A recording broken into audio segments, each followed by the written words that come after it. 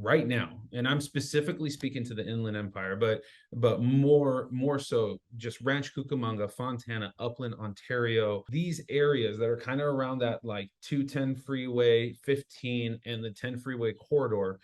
We've seen a decrease in property values of roughly 10 to about 12, 13%. And I'll show you guys some of that information a little bit later. What it is kind of what you spoke to earlier, Jason, and it's a market correction. It's a much needed market correction. It's something that expecting or projecting somewhere around a 25% to 30% market correction. I wouldn't say that there's a 25 to 35% market correction. I think those are clickbait numbers, and I'll explain.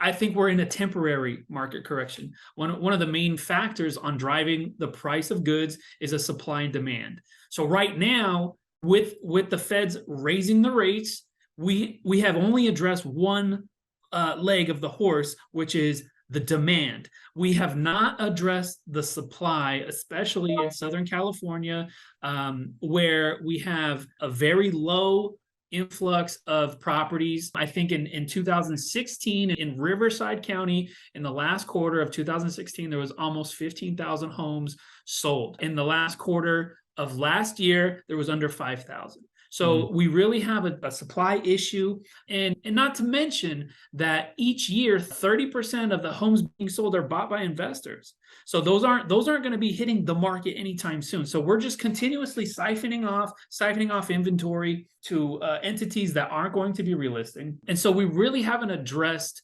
the supply issue. And so once rates drop again, because they inevitably will, once we hit a healthy inflationary rate, we're going to go back down to the 4s, potentially into the 3s again. And what the Fed's going to try to accomplish is going to get the train out of the station, where they're going to inject consumer confidence, like, hey, borrow money again. We're hitting all these great numbers. This is where we want to be. Let's get the ball rolling again.